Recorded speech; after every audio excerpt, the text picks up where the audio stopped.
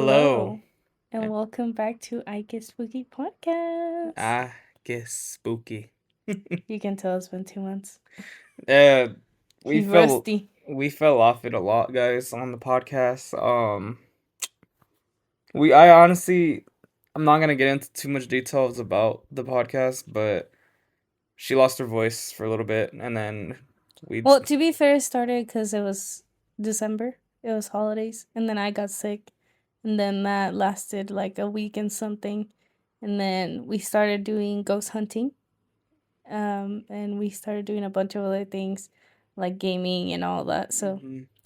that's why the podcast kind of went from priority to maybe eventually do it again, but we're back. Yeah, We decided we still want to do it. Well, I want to do it. He didn't want to do it, but I have my reasons.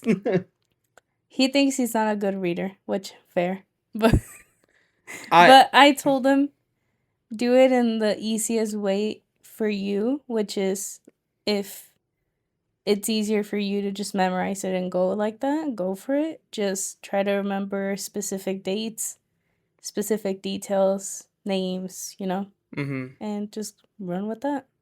For me, I like reading them. I read them before. I try to memorize it. But to be honest, I feel like sometimes reading it gives it that little creepy Mhm. something.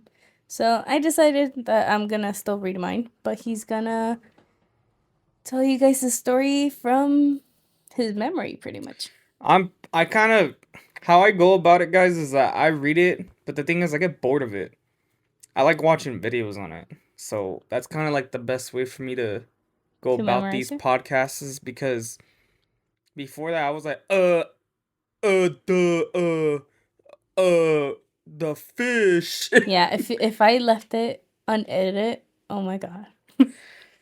But on another note, as you guys can kind of see in the background, we do have a little bit of ghost hunting items. We hmm have 2 cat balls and we have 2 EMF readers. And just to show you guys, the cat balls are on. But in order for you to fully light them up, you actually have to move them. Yeah, because right here. For those listening, he's grabbing it Yeah. just to show how it lights up. So you can But see right. it's not easy touch. It doesn't just move from just a little tap. You have to actually physically move it I'll be in order for honest, it to go off. But we've never had it go off before. I'll be So honest right now, seeing like the cat balls and stuff right now. You gotta pick that shit up, dude. I yeah, don't you actually have to move it in order for it to go off. That's really. why in the paranormal world, it's the hardest thing to make go off because it takes a lot for a spirit to make it go off, I wouldn't think it would take that much energy, to be honest with you. It does. But But if you guys were wondering why so late, why we left it for so long, that's why. We just started doing other things and it got to us a lot of other things. But the important thing is this is going to become an every 2 weeks podcast just so we can learn to balance the other stuff that we added to our content. So maybe if it picks up good again, we'll do it like once a week like we were. I was But gonna. as of now, I'm trying to keep it with like under 30 minutes each. Yeah, because dude, us editing the podcast from the last one. But to be That fair, I mean, I wouldn't compare it to that just because it was a different kind of podcast. It wasn't a story reading one. It was more of like narrating what we lived through that house. dude, but So that's why it honestly, took long. that podcast messed me up, guys. Like, I personally saw like how we did in like views and stuff, and I was like, damn, low key, I don't know if they like the podcast. But you gotta realize it was 2 hours and something And that's why I of a had a second podcast. thought about it, because I was like, And it was personally, a 2-part one. I don't know. There's a lot of people who watch podcasts, and 2 hours is a lot. I can't even lie. So Honestly, for me, the only podcasts I listen to are only when I'm like doing my nails or Mhm. doing other things like cleaning and stuff, and Yeah. that's why Like, I watch those long hour ones, but on my daily, I really don't, unless I'm doing something. But yeah, we're gonna try to keep it somewhat short, but somewhat interesting. If you guys can though, if you guys do want to see some other podcasts we have done, check out our YouTube videos. We'll probably leave some little what are they called? Those little tabs that pop up in the corner. I'll let you guys know in the description too, just in case. And I don't know if I've ever mentioned it, but we are officially on Spotify. We have been for the past 3 episodes, I believe. Think so. The last 3 that we uploaded. Again, we're a little rusty. We left it for 2 months, so be nice to us. But But do you want to start? I can start now. I have a good memory right now for it, so I think I should just tell my 2 and then you go ahead and tell your 2 because you have yours right there. Okay. Or we can tell 1 and 1 like we used to. Okay. So I'll go ahead and start off, guys. Also, before you do, let us know if you like this new dynamic of him remembering the stories or if you want him to like read them again. My thing is we just want to know. My other thing too is before I forget, if you guys do like these podcasts and you want us to go elsewhere, like how we did in the Big Bear one, let us know because we could probably even do like podcasts elsewhere. I've been kind of pitching it to her about it, but we gone off it for the last 2 months because it was just an on and off conversation about the podcast.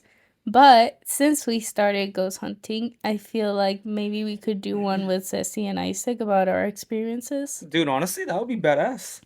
It would be cool. I mean, we go out almost every single weekend. We have been for these past few weeks with them. We've been going hiking. We've been going ghost hunting. So it would be fun. Hiking video coming soon. If anything, we can do a short podcast. Even if it's not too long, we can do a short podcast in a haunted area. Like the Kava State. Imagine doing a podcast dude, there. The Kava State, dude. Podcast. Jeez, my language. But yeah. We'll definitely get them on there for sure. We can just start off. Also, I've been thinking of adding little sounds for the spooky vibes when we're reading stories. I was actually going to tell you we should. Because I think it's too plain that it's just quiet. We'll look into it. I'll try to do it this one. If not, then I'll try it eventually. But I'll try. We'll get into it for sure. Because by the time that this comes out, it'll be the week of Valentine's Day. And we are having a Valentine's video. That one's going to come out later because we will do some spooky stuff where we're going to, but that's for you guys to see later. Just think of it like this. It's not close, but October's going to be right around the corner again. And Horror Nights starts officially on August this year. So I think we're trying to get some Horror Nights we trying to go for opening, so yeah, there goes my vacation time. But we're gonna go ahead and get started, guys, because I do have work in a little bit. So let me go ahead and continue with my story. This is the story on Melissa Dome and her ex-boyfriend Robert. The story begins allegedly around Valentine's Day, when Melissa Dome was trying to break up with her ex-boyfriend Robert. I didn't really see too much background story of why they were breaking up. Although I could see at the same time why, because her boyfriend was the type of being controlling. Her boyfriend was controlling. Her ex-boyfriend, yeah. Her ex-boyfriend was controlling. I'm not trying to smile, but I think we got the same story. Don't tell me. I think we do. Okay, well, I already told it. If you guys don't remember our dynamic, we're supposed to find stories and not tell each other what they are. Just a little brief summary of what they're about. Well, and since you said, the thing is, they have different names. Yours is different? For me... I actually tried this time, guys. I only have 2 stories right now. For me, it's Emily and Mark. No, mine's Melissa. Is it in 2013? Mine's 2011. Okay, then it might be different. Okay, so let me go ahead and continue. But it's kind of the same. It's like... a little bit of goop. Sorry. Let's rewind. Yeah. I'll put the intro to your story here right now. All right, cool. This is the story about Melissa Dome and Robert Burden. or Burrow. I forgot his name. Burden. I'm gonna just say Burden on their breakup. So Melissa Dome was trying to break up with her ex-boyfriend Robert around, and it started around 2011 when this event happened. Melissa was trying to break up with Robert for his odd sayings and controlling towards Melissa. Robert was didn't want her to succeed, didn't want her to make more money than him. Um, didn't want to have success over Robert in general. Mm-hmm. And Melissa didn't like those things, and so she was just not having it anymore. They were high school sweethearts back in 2000, whatever. This story took place in allegedly around February, when Valentine's was happening. Um, so the threats that Robert would tell Melissa was, if you leave me, I'm going to kill you. I will kill you. I He will straight kill. up told Yeah. her that? And if you told your family members, if you told your mom and dad, whatever, I know where you live, I'll kill them too. So Robert was very controlling and had a lot of background history of domestic violence, harsh verbal words towards her, and it was very known pretty much throughout their relationship. I'm pretty sure she's told like probably friends and stuff like that. Well, Melissa ignored what Robert had to say and continued with the breakup anyways. Melissa, at the point of the breakup, Robert kind of went ghost a little bit and kind of stayed quiet. And it took like probably like a week or two until Robert hit her up again over the phone one late night. It was one late night, dark, whatever, 3 in the morning. And Mm-hmm. Robert wanted closure. Robert wanted to get closure because this was gonna be their final goodbye, and he knew they were never gonna get back with each other. Mm-hmm. So what happened was Robert called her. Melissa answered because he kept blowing up her phone. He was like, "Melissa, I really want to get closure. I want to give you one last hugs before this is officially over." Melissa agreed, and this happened in her actual residential house, or not her house, but on the outside in her area. And Like so in her front yard or just like front her yard, block? in her front yard. Mm-hmm. So nobody knew she got up. Nobody, her mom, her dad, whatever, didn't even wake up. They didn't even know she went outside. And so Melissa pretty much snuck out to the front yard to see Robert and his truck. And when Robert and Melissa were gonna go for a hug, Robert pulled out a knife from his pocket and started stabbing her. And the location, if you guys actually look up the pictures, I'm not gonna put them. The pictures are really bad. Like, They have actual there's pictures of actual it? video, like not footage of him stabbing her, but there's actual pictures. Like it's all around her neck, face, hands, arms, My um, God. to the point where he stabbed her 32 times. 32 times. And over a relationship that, quite frankly, it sucks because you wouldn't expect, like, say if like I would have done that to you, that I couldn't do it.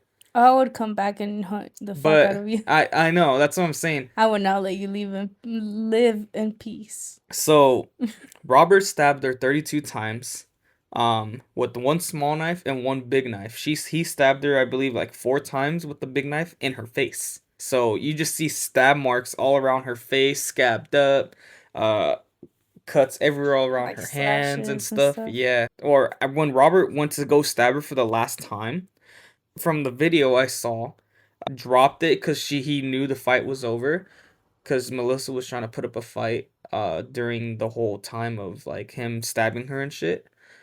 Robert left in his truck, and the last words of what she was trying to say, Melissa, because she already knew, she was like, "This is it. I'm gonna die." The last words that So Melissa, after all the stabbings, she was still alive. she was still alive.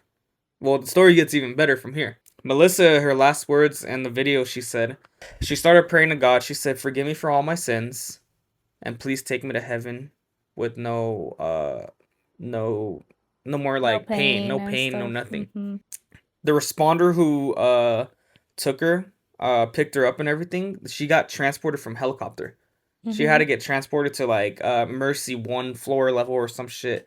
They had to do immediate surgery, and she had to get 4 packs of blood She lost so much Oh my blood. god. It was all over the concrete, It's a everything. miracle she lasted that long in the Well, first place. she ended up surviving. She survived. And what's so crazy about it is that Melissa got surgery done and she looks fine, but her face, like, the only problem with the stab wounds is that some of her, like, facial structure, like, one side's lifted, like, she can smile with, the other one's, like, it's trying kind of getting there. It could be different So it now, caused like like nerve a damage. paralysis to It her caused nerve face. damage to her. I mean, yeah. But It wasn't one or two stabs. the good thing about it was that, and this is where I kind of was like, damn, like women are really strong as fuck, dude. Like I can't even express like I if that was me, I probably would have died. I know there's no way like I probably would have died. I feel like it's also the adrenaline of the moment that Hmm. makes you want to fight. It But really depends how he stabbed her. I know it's a lot in her face, but that's probably not I'm like. telling you, if But you would maybe have it wasn't major things because it wasn't like direct to the heart, direct to her like brain, you no, know? mm-hmm, So it could be. technically, like it was I more know, painful because obviously it was a lot of I stabbing. know there was one that was around her neck. That's a little more dangerous, but at the same time, she still got kind of lucky that it was in her face and not Mm-hmm. any major. Like, obviously, the neck is really like one slash and you're done, Yeah. but But to continue the story, Melissa ended up surviving. She got 4 packs of blood. And you know what's so crazy that she mm, survived the whole thing and she remembered the emergency responder person who picked her up and helped her and everything. They ended up getting engaged and they're no, married. So they ended up becoming best friends and from such partners a because of horrific this time. horrific incident that now they're married. It went viral and he even did like a pitch at like Dodger Stadium or something like that where they forgot the ball and he was going to give it to her, but then he gave her the ball where it said, "Will you marry me?" Oh, and proposed to her right then and there. well, at So least it has a nice ending to it it. has a good ending to it, which I'm glad because for one, No one you deserves that. survived 32 stab wounds. You should have died right then and there, but you didn't. You fought. She wasn't meant You to know what's die crazy though too? In the hospital, I think she did die and like came probably back. 3 or 4 times, and she kept coming back. So she It just survived. wasn't her time. It wasn't her time. And I'm glad it wasn't. Because fuck that dude. Mm-hmm. And the guy, what's it called? Robert, ended up getting caught. He almost took his own life too. That's what I was missing in the It's story. always the cowardly ones that do the worst Mm-hmm. imaginable things and then they're like, I'm gonna kill myself. So he ended up trying to kill himself, but then police caught him, and now he's sentenced to life in prison, if I'm not mistaken. I don't know As he where. should. That's the bare minimum. Mm-hmm. And Melissa gave a speech at the court hearing. She said, "Robert, I forgive you for those 32 times you stabbed me, and I forgive you for how you treated me, because hate is a strong word, and I cannot hate somebody. I forgive you for what you did, but I do hope you get life sentencing in prison for what you have done for your crime." And that is the story of Melissa Dome and her tragic breakup with Robert. Wow. I fucking cooked, bro. I You fucking you cooked. you do so much better when it's just from the top of your head. That's what I'm saying. Like, I You was did like, really good. Good job. Good job, G. eh, Well, J. eh. Good job, J. Yeah. Well, so I don't get too much into yapping too much. Hmm. I will say she's a baddie. She's a Hmm. baddie for surviving. I And honestly, he can rot in hell for all I care. so the good thing Cause too, people like that, I can't believe there's people the like good thing that. about it too now, And I'm glad she got her happy I ending. think she does classes for domestic abuse, and she has gone to actual classes and like just for people to be aware of like relationships and stuff. And she expresses her story of how it was getting stabbed and stuff like that. And you can even look online too, like whoever wants to look up her story, pictures Hmm. of like where she got stabbed and everything. It's all across her neck, her face. It's like, fuck, dude. I'm just glad she got her happy ending from such a horrific. Yeah, because she deserved it, honestly. Yeah. But that's gonna be the end of my first Well, story. my first story was actually related to a massacre, Oh, wow. but I feel like to do justice to your story, I'm gonna tell the one that's kind of similar to it. Mm-hmm. But this one doesn't really have a happy ending.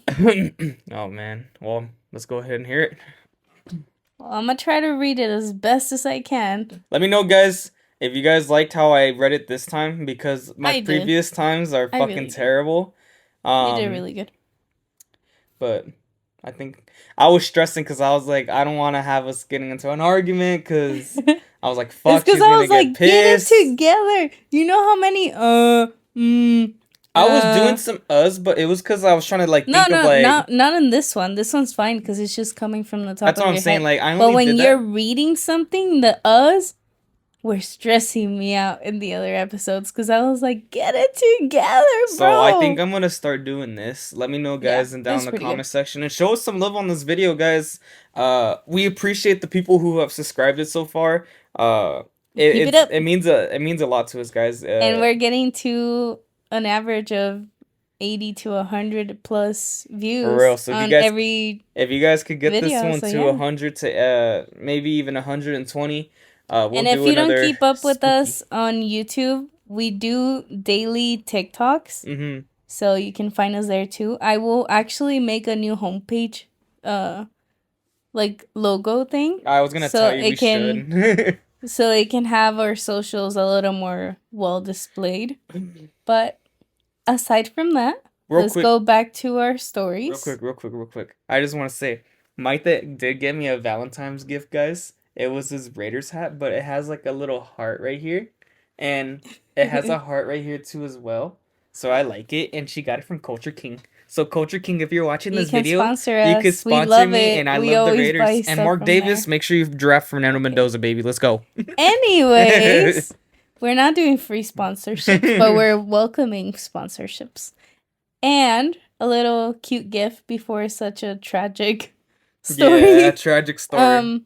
He also bought me this that says "You're my boo," so I put it Hmm. here because it's Valentine's Day. And there's one more gift too coming It's in, spooky. but I'm waiting for it. But back to our Yep, story. let's go ahead and get into it. I thought it was the same one because You're like, it fuck. it had kind of the same intro to it. So this is my story of the Valentine's Day that never ended.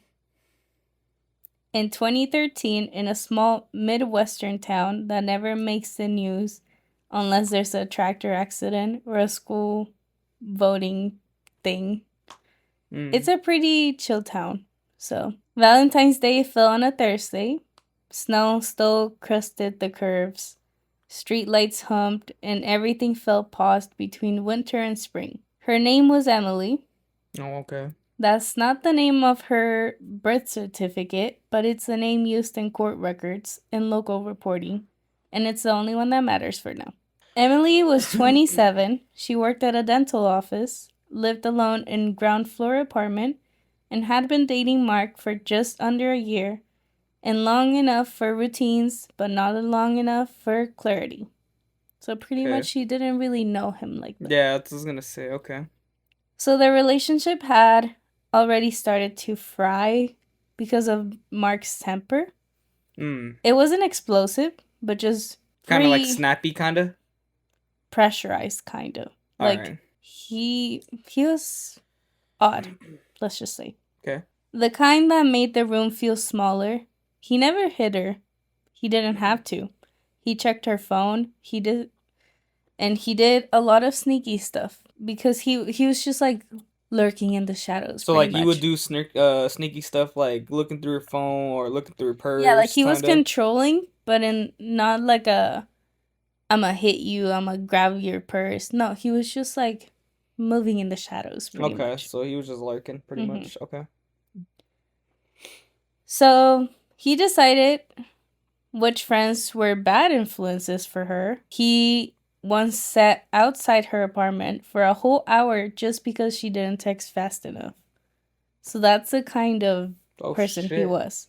That dude was So again, chaotic kinda. like he wasn't crazy, like hitting everything crazy, but he was lurking in the shadows. Okay. Emily told herself the same lie a lot of people tell. If I just explain myself better, it'll calm down. But on February 14th, she planned to break up with him. Okay. Not dramatically, not publicly, just honestly. She'd rehearsed the words in her car all week, and that afternoon, Mark texted her that he had a surprise. He told her not to make any plans, and that he added a heart emoji that felt more like a punctuation than an affectionate heart. Emily didn't answer, but at 6:12 p.m., there was a knock on her door. She didn't open it at first. She checked her peephole, and Mark stood there holding a bouquet of red roses wrapped in plastic. She opened the door because it felt rude not to, because she didn't want a scene, and because part of her still hoped she was wrong. He kissed her cheek like nothing was wrong, and he stepped inside without asking. The apartment smelled like dinner she'd cooked for just herself, and Mark put the roses down by the sink and said they'd go out and that he had already made reservations and that everything was settled. Emily told him they needed to talk, and they sat down at the tiny kitchen table, surrounded by normal sounds. It was like a pretty chill night, you know? She said she felt controlled. She said she felt tired and that she didn't think it was a healthy relationship anymore. Mark just listened quietly, which scared her more than if he yelled. When she finished, he smiled, not kindly, just empty. And he said, "You don't get to decide that alone." Emily stood up. She wanted him to leave.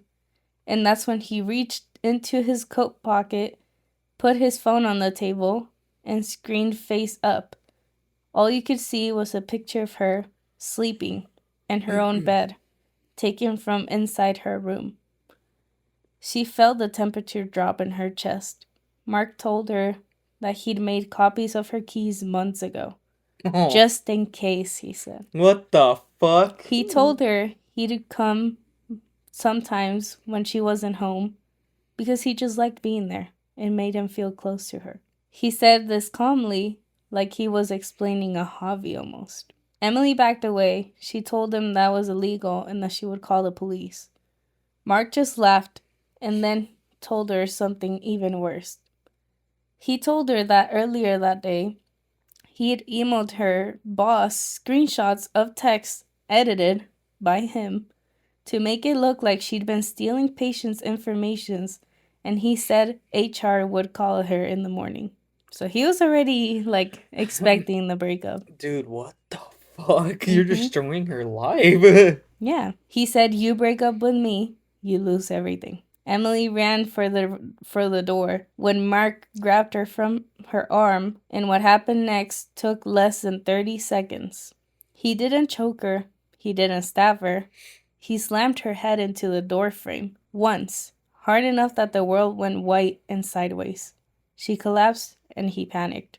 And this is important. He panicked. He hadn't planned to hurt her. He'd planned to scare her, to trap her, and to keep her for himself. Mark dragged Emily back into the apartment. She was unconscious but breathing. He locked the door, he sat on the floor, and waited for her to wake up. But she never did. At 8:47 p.m., Mark called the police and said his girlfriend had fallen. Paramedics arrived, police followed.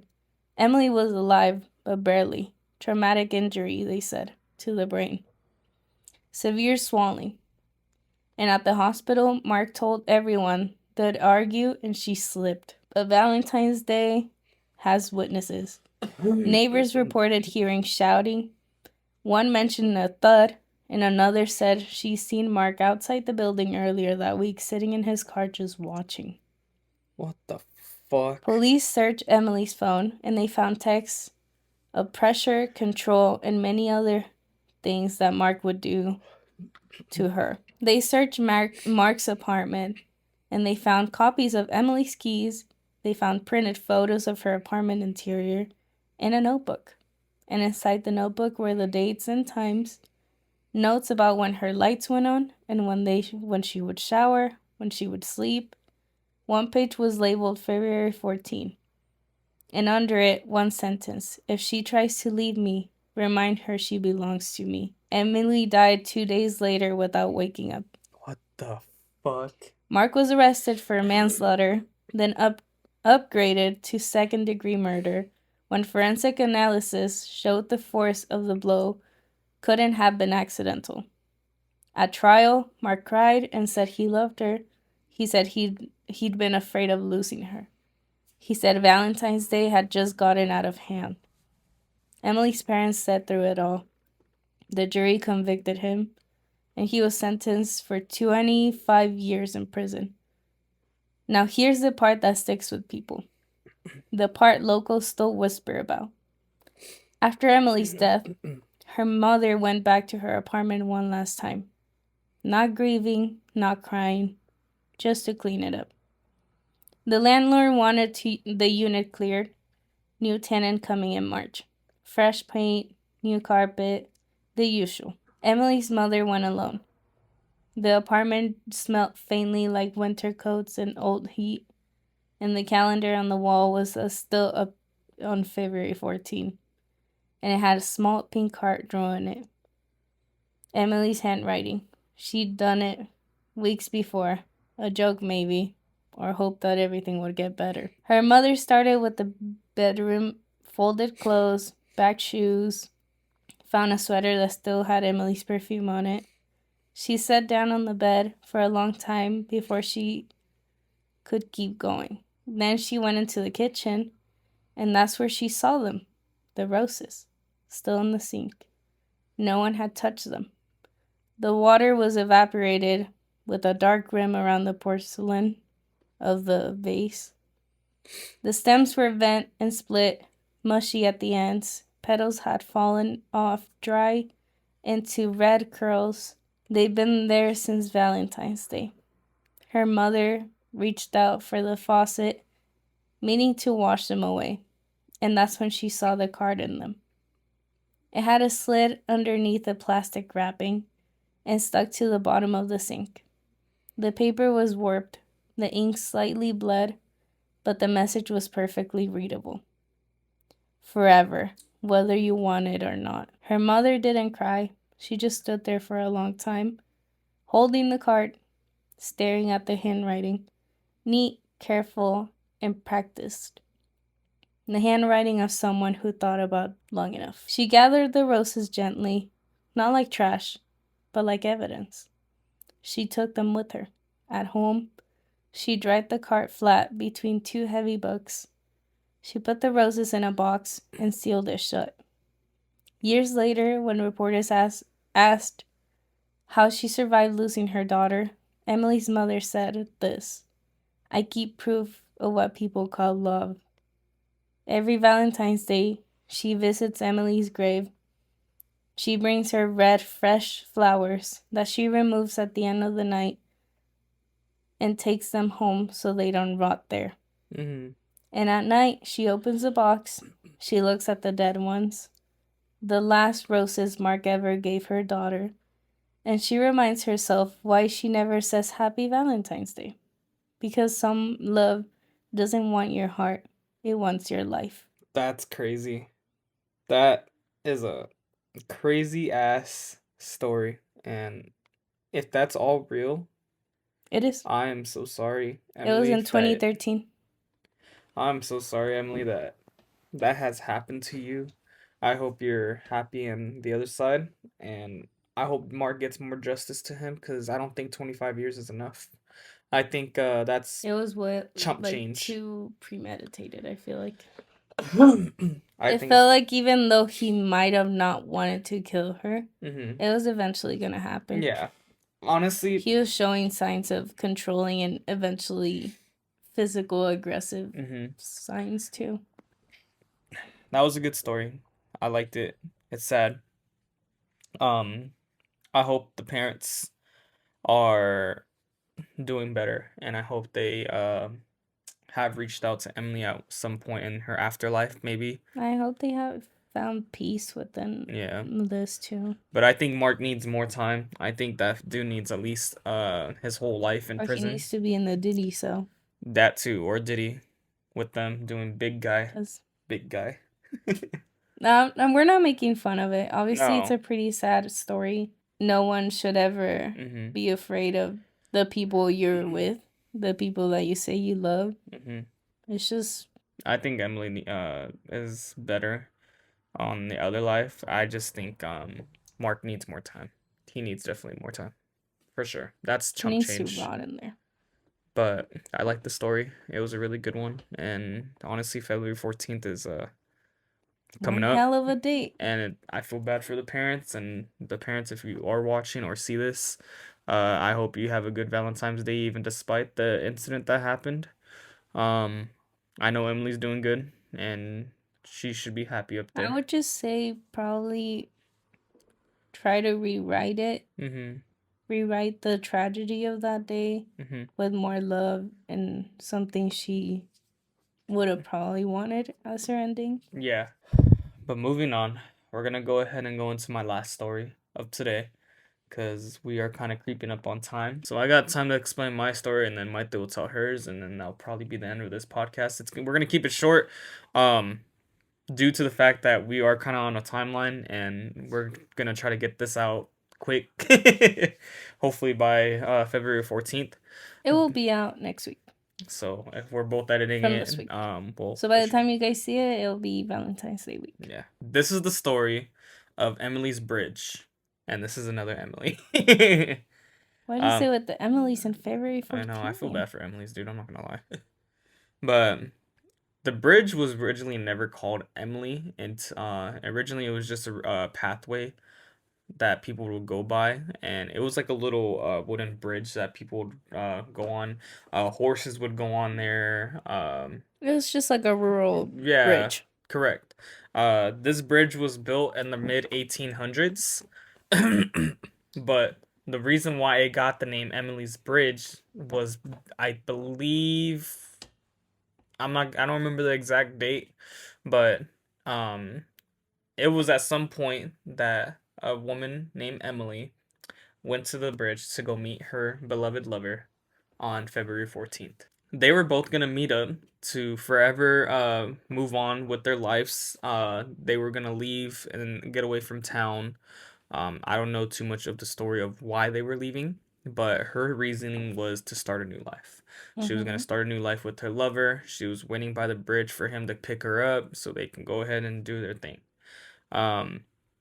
Now, the reason why it's called Emily's Bridge is because Emily ended up taking her own life on that bridge.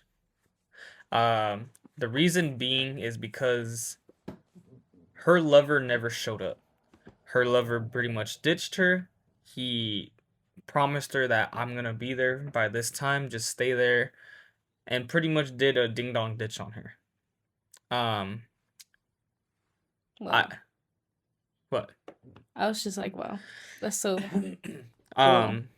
And so Emily, at that point on that dreadful night, she felt very overwhelmed and started crying, and depression hitting her and all that all at once. She was like, this guy never loved me. And so it got to the point where Emily was like, you know what? I'm ending it here. I have nothing to live for. The person that I loved never showed up. I'm taking my life on this bridge. And that's what exactly she did. I don't know if she did it where like the pillars are inside the bridge or below it. I didn't really read too much details on it. Did it say like she jumped off, or It said like she jumped off, but the jump off doesn't even look that far. So I think she took her own life by hanging herself. Because the from the bridge to the actual ground, it didn't look that steep. It looked like you can jump off from the bed to, I don't know, maybe like from the stairs down to another stairs. So Emily took her life that night, and reports say that when you do go on that bridge, you can see a figurine or apparition of Emily standing there. It's like either a black figure or a woman in white, and she's wearing a nice dress and everything. The other thing too is there has been reports of people and even vloggers who have gone there with who drove over that bridge with their cars getting scratched, um, people getting scratched, and Is it the Gravity Hill Bridge? no, Because there's another bridge this that kind one's of does in that. Vermont. Oh, okay. This is a whole different bridge. I don't know what I just remember Vermont. So this bridge took place in Vermont. And this is a real iconic bridge that everybody goes by because they want to see if they can capture something or stuff like that. There has been people who've tried capturing stuff of her singing or her crying or talking in general. And there has been people who have gone scratched and their paint getting scratched on their cars. So Emily's presence is still there. I believe it's still lingering there at this point in time. She makes it very clear Valentine's Day is like I don't like it. I don't like Valentine's Day. The man who left me there to pretty much just screw me over never showed up. But there has been paranormal activity on that bridge. Maybe the weekly yappers will go there at one point to do an investigation. I don't know. mean, from what I remember, I think Vermont's close enough that we could drive from New York. I believe Don't it's call me around like that that, 'cause I area. suck at it. I believe it's in that area. But Emily's presence is still known there. People still have gone there and have gotten some signs of her. Apparitions, scratches. Even what's so crazy is that when people would get the scratches on their car, they would get scratches on themselves too as well while they're driving on that bridge. So that's what I thought this story was kind of crazy. It's pretty intense. I could have passed by it and I didn't even realize. That's what I'm saying. Because Vermont, it's upwards. Yeah. Because when we went with my friend to New York, we went from New York to Massachusetts to Rhode Island to Connecticut. Pretty much, New York is right here, Vermont is right here. Yeah, that's where it was at, Vermont. So we could go if we go to New York. It's like a circle. We are planning on going. It's in in New Jersey we went to. Oh yeah, New Jersey. So as a reference, this is where it is. Yeah, that's where. So it's like a whole circle thing. Pretty much. So yeah, we could do it. Maybe so, the weekly yappers at the end of the year. Maybe. You'll catch us in New York, Vermont, I just need to get off this 9 to 5 so we can start going. Yeah. We need to get off these 9 to 5s because they're screwing our schedule to post. You're a single mom who works 2 jobs. Emily's life has been lingered there. She still shows signs there. People have gone there and investigate, and I think you guys if we go, we serious. are renting a car, so we will for sure make it part of our trip. But to end my story, Emily's story was based on her lover not showing up. Probably found another woman. It somewhat reminds me of La Llorona. Yes, exactly. But it's a different way because La Llorona, it was from her finding out that her husband was having an affair. And since she knew that he cared so much about their kids, she drowned the kids and then killed herself. Yeah. So it's kind of like a love killing situation, but in a different way. I still kind of find it sad that Emily took her life like that for somebody, but at the end of the day, she did, and she did it because that's what she thought was right. But I hope in the afterlife she realizes that there's other options and stuff. But I think more fishes in the sea. I think whoever goes on that bridge, be careful. If you guys do live in Vermont area, whoever's watching this video. In general, if you ever go to a haunted location because of passing of, like, we recently went to the Suicide Bridge. We would never make fun of anyone that's like, but we try to be a little playful, asking questions just to make the ambience lighter. Yeah. But we would never be like, oh, you're so stupid for doing this and that, because it's not our place. Yeah. But that's going to be the end of my story. I hope you guys enjoyed my 2 stories. Let me know We're which not one done. you We're not guys. done. We're not done. We're No, not done. I know. It's I'm because just. it sounds like you're closing it off. Well, anyways, I'm not. We're probably gonna cut that out. We're going back to our massacre. So we're gonna go ahead and end my part and mic this up now. And this is our last story of the night. Yes. Wait, before you start, how did I do? Pretty good. Pretty good. Actually? Yeah. Good. That's what I've been telling you. Like you do good if you memorize them. So let us know, guys, if you guys want me to read off the thing, or you like it like this. I don't think I could read off the fucking page. I could just remember it the best I can. Yeah. So I think you should let just us keep know. it like this. Okay. So for our last story of the night, we have the Valentine's Day Massacre. Ooh. It was February 14, 1929. I remember. 1929? Mm-hmm. It was in Chicago. Of course. And it starts off by saying that Chicago didn't feel like a city in love that morning. The wind cut through wool coats and brick alleys. The sky looked foggy, just gray. Valentine's Day cards were stacked in shop windows, and most people were just worried about keeping warm and just staying alive because it was very, very cold that day. Because it wasn't nighttime, it was actually during daytime. Okay. That this happened. All right. Prohibition had turned the city into a battlefield pretty much. It was when the speakeasies were a thing because it was illegal to have alcohol. Okay. They hid under doors that were unmarked in very sketchy alleys, and loyalty was bought with liquor and paid with blood. Oh, what the fuck? Really? Actually? Because there was a lot of mafia stuff.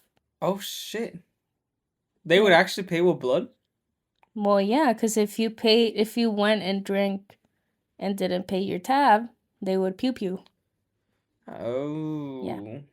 So just before 10:30 a.m., 7 men entered a brick garage on North Clark Street. They were members and associates of the North Side Gang, rivals to Al Capone's empire. Oh, The shit. men believed they were picking up a shipment of cheap whiskey, business like usual. But they were wrong. A truck pulled up outside the garage, and from it stepped out 4 men. 2 wore long coats and carried shotguns, and 2 wore police uniforms. Okay. Real ones, or at least convincing enough. Okay. Inside the garage, the officers announced a raid. The 7 men were told to face a wall, hands up, no sudden movements. No one resisted. Why would they? This was Chicago, and the police raids happened every day. Then the first gun went off. A shotgun blast thundered through the garage, followed by a rapid mechanical scream of a Thompson submachine gun. Bullets tore through flesh, bricks, and bone, and some men dropped instantly, others slid down the wall, leaving streaks of blood like warped Valentine's Day ribbons. One man tried to crawl away, and another raised his hand even higher, as if surrendering could still save him. Okay. But it didn't. When the shooting stopped, the killers took a moment to survey their work. One of the victims was still breathing, but he was shot again and again and again. Then the attackers did something chillingly calm. They just walked out of the garage in formation. The 2 police officers escorting the 2 prisoners, which neighbors who saw then assumed the law had done its job, and no one called for help. And obviously, why would you? It's cops. You wouldn't expect that back in the day. Doing fucking, illegal shit too. By the time the real police arrived, Oh, 7 men were dead, or at least dying. Mm-hmm. The garage floor was slick with blood. The brick wall was poked with bullet holes that would never fully come clean. Al Capone was blamed, though he was safely in Florida at the time, and no one was arrested. No one was convicted, and officially the case went cold. but people say the site never did. Years later, residents report hearing gunfires echoing from an empty lot where the garage once stood. Night watching men claimed they saw shadowy figures standing shoulder to shoulder against a wall that wasn't there anymore. Dogs refused to walk past the spot, whining and pulling their leashes. Some swear that on Valentine's Day, just before dawn, you can hear boots on concrete and command to raise your hands, and 7 gunshots that fade into silence. Love letters fade, flowers wilt, but violence, it seems, remembers the date. Fuck. That's crazy ass story, dude. Honestly, I like that one. Until this day, it's an unsolved case Really? because they have no Do person to put the blame on, pretty much. you think Capone had a like? I mean, it could be possible that he told people, like, hey, do this, I'll pay you this much. Yeah. Because back in the day, it was a business, you know? Mm-hmm. Speakeasies were a pretty big thing. I know. There's still a few speakeasies, but like Yeah, they but do obviously it for, like, it's just inspired. Yeah. But, yeah. I like that one. I really like that one. That one was like mafia type shit, and I'm into that type of stuff. So I thought it was a good one. He thinks he's a gangster. No. Anyways. But yeah, that's all the stories for today. I hope you guys enjoyed this video. And I hope your Valentine's Days are completely different from what we just said. Hey, for all the men out there, forget Valentine's Day. Don't buy your girl dinner. Don't take her anywhere. Just line her up into a wall and shoot her down. Wait till 12 o'clock a.m. to see what her reaction is, and then if you guys get beaten down, hey, you're welcome. Fuck no. Coming from someone that has previously tried that. No, that's not right. The first Valentine's Day we had, he actually forgot it was Valentine's Day until I got mad and didn't reply the whole day. Then he randomly showed up and he was like, I'm sorry, I forgot. And then he brought me flowers and coffee. Yes, I remember. Because I was like, this fucking... I don't remember that. Oh. Was it like, what year? The first Valentine's Day. Oh, really? Yeah, you fucked up. Oh, well. Because I think... Okay, at that point, we were not living together. So I think... What had happened? To be fair, we started dating in January, and then obviously Valentine's Day was pretty soon after. Yeah. But yeah, you forgot. Well, shit happens, my boy. I mean, he's redeemed himself since, but I don't forget. And of course you do, because it's convenient that you do. You know what's so crazy about this? I'm going to have a little TED talk.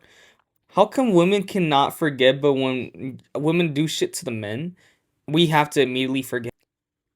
Because do I do it on purpose? Sometimes. What do I do? Just wait out. No. We're laying the cards on the table. What do I do? Alright, we're going to go ahead and talk about this. She don't cook. She don't clean. What am I, your mate? I go to work.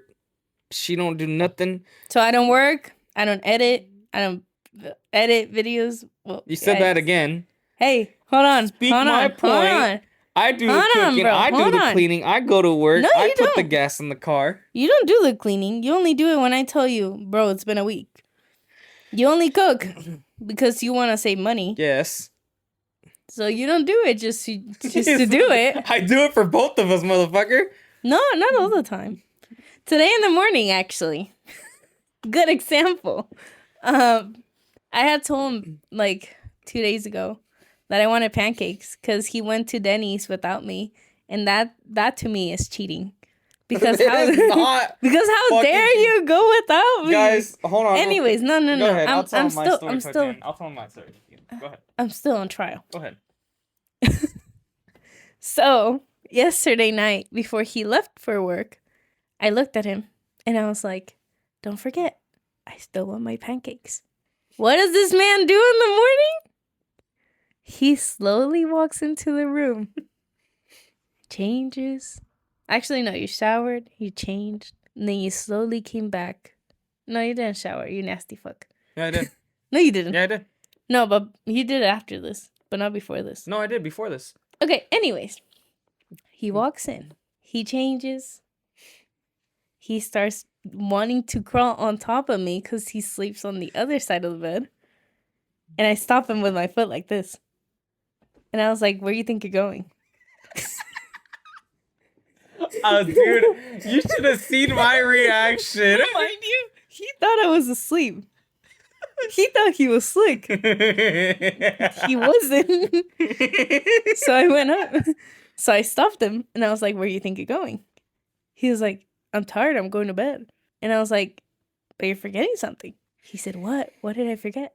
I was like, my pancakes. He was like, oh my God, I'll just get them tomorrow. And I was like, nope. You said nope. That's what you said yesterday. Today is today. Yesterday was yesterday. Where are my pancakes? And mind you, I also remind him again before he left from work. And that was like at 5 a.m. He got here like at 7 a.m. And I was like, I want my pancakes. And bro literally said, just stop, bro. Why do you always do this to me? He started playing victim. And then I looked at him. And I was like, so what did you tell me before you left? That I would get you pancakes. And where are my pancakes at? They're at the store. They're like, I'll get them later. You just don't know my game. What I wanted to do was to take you there. I know his game. His game is if I forgot is because I was gonna go later. Yeah. So his game is if I pretend like it's all pre-calculated for us to go later. Bullshit. For us to go later. That's some fucking bullshit. I'll get away with it. Whatever, dude. Whatever. But he didn't. What did you do? I ended up going to get the fucking pancakes. And by the way, But why? Because this jackass wouldn't let me go to fucking bed. So hold on. I kept pushing him with my foot. I ended up going to Denny's because that's where I like to go eat when I get paid on a Friday because I work graveyard. And I sometimes like to go eat by myself and watch videos. And that's my little thing I like to do to treat myself for the week. Like, hey, I completed a work week. Go get yourself some pancakes. But you see, that's fine. What's not fine is that if I do that, I hear for an entire 2 weeks. Oh my God. Only if you took me to this place to stay. Oh, I was gonna get you food. But then I remembered. You betrayed me and went with Damaris. Oh, wait. I wanted to go to this place Damaris. with you. But then you went without me, so fuck you. Like, it's like that. Keep in mind, I bought her It's like 2 that. In-N-Out fucking trays, like, for both of us. And still, I didn't get paid back for that. Yeah, I paid for that shit. And I still had to pay for your Denny's. So, And I she got owes me food tomorrow. No. Yes, you do. No, I yes, don't. you fucking do. No, because I've been taking you out too. Where? You just pretend Where? like you don't. Where? Bro, Where? we literally Say it went now. to Cane's. Say it now. He How got long the ago was most that? expensive. How long ago was that? This was literally last week. No, it wasn't. 'Cause Yes, it last was. week- Because last week we went with Isaac and Last Ceci. week, we didn't go there. We went to the fucking coffee shop. That was the hiking. That was last week. 2 weeks ago, matter of fact. She bought me fucking canes, and that was the Okay, last time but what she got I'm me getting food. to is this man buys the most expensive box. He didn't even eat 2 of the goddamn fucking fingers. Yes, I did. No, you didn't. I You're opened looking it. Good. Soggy ass fries. The drink was halfway, and this is the story of my life, y'all. Shut Like, your he baby ass, head ass, kid ass up, shut bruh. your bean ass up. Anyways, We're I'm getting into here. hold on. I'm resting my case. Men, you know what you're doing. If your partner tells you something and you act dumb, all you're doing is making them more mad and more vengeful. Because I will go back and make your ass go get me my food. And guess what I'm doing next Because week Friday? what you do is you buy the most expensive shit. When I have to pay for it, And you don't need it. Guess what I'm Every doing next time I get Friday? him a drink, I don't even bother getting him a large because I know damn well it'll be halfway. Right there in that cup holder. Give me that. I need a show. It's not actually halfway. You guys see? Never have I seen from this man that he drinks everything. Or eats everything You know what I gotta that say? I buy. You know what I gotta say? Fuck off. You know what I gotta say? You're not eating none. None. You're done. Anyways, I gotta go to work, guys, and she has to edit this video like on the pronto. We're gonna go ahead and end it here. Thank you guys so much for watching. I hope you guys enjoyed this video, and if you guys did, Like and subscribe.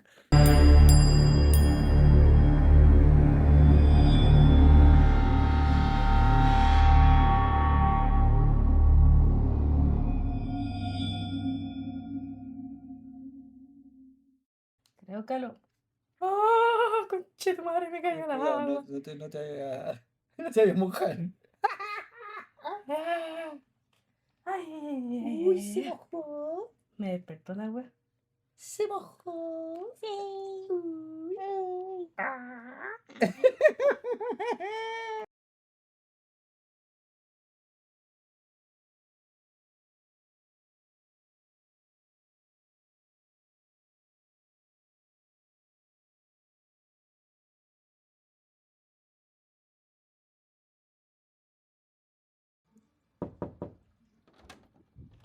Hija.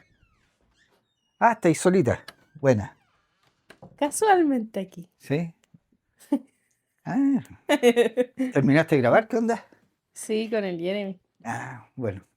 Pasó lo mismo que en Big Bear. Mm. Espera, déjame ponerme el micrófono que te tengo una historia. Una historia re buena que me contó un amigo de su familia, porque tiene un tema con la hermana, con Mariana. Es la Ya. historia de Mariana y Álvaro. Sucede que este muchacho me contó la historia que le pasó a su hermana Mm. y es muy buena. Es muy buena para el canal porque terminó siendo de terror. Bueno, pasó, te lo cuento, pasa que el 14 de febrero del 2007, esta pareja que se llama Mariana y Álvaro se quedaron de encontrar para celebrar el 14 de febrero. Ya. Y la reunión era tipo 8 de la tarde. La cosa es que él nunca llegó. Y Mariana, muy, muy enojada, no lo pescó. Mm. El punto es que ella en su teléfono llegó a tener 15 llamadas perdidas y ella nunca quiso contestar, estaba muy enojada. O sea, era un día importante para ellos, habían preparado una ceremonia, en fin, todo el tema. Y como él la intentó llamar, ella enojada no contestó. Mm. La cosa es que al otro día llegan a avisar porque esta niña vivía sola. Llegan a avisarle a ella que Álvaro había tenido un accidente el día anterior y había fallecido. Eso quiere decir que el 14 de febrero él no llegó a la cita porque tuvo el accidente, no porque no hubiese querido. Claro. La cuestión es que ya fueron al funeral, en fin, todo el proceso típico de la pena después de haber perdido un ser querido. Y pasaron años, pasaron como 3, 4 años. Mm. Esta niña, bueno, les contó la rabia que había tenido, por eso que no le había contestado y todo el tema. Y como 3 años después, eran el 14 de febrero, eran como las 11:40 y algo. Y esta niña, Mariana, está sola, por supuesto, no quería, no iba a festejar ni nada, pues estaba sola, extrañando mucho a Álvaro. Y de repente le suena el teléfono, un número desconocido. Mm. Y ella, por supuesto, no quiso contestar. Dijo, ¿qué va a contestar, po? otra llamada y otra llamada. Y ella no contestó nomás. La tiraba al buzón de voz. Hasta que de repente le llega un mensaje de texto y le dice, ¿no me vas a contestar? Yo todavía te extraño. Uy. Entonces ella no quiso responder el texto, pero a los minutos volvieron a llamar. Mm. Y ella contestó. Le dijo, ¿quién eres? Que me estás molestando. Y le dice, la voz al otro lado le dice, qué bueno que contestaste. Por fin contestaste. Y ella se da cuenta que es la voz de Álvaro. Y ella, dentro de su pánico, escalofrío y todo, le dice, "Pues, ¿tú eres Álvaro?" Y le dice, sí. ¿Pero cómo? Si estás muerto. Ese es el problema, le dijo.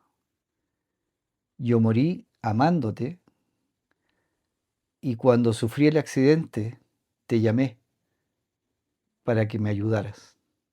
Oh, qué terrible. ¿Cachai?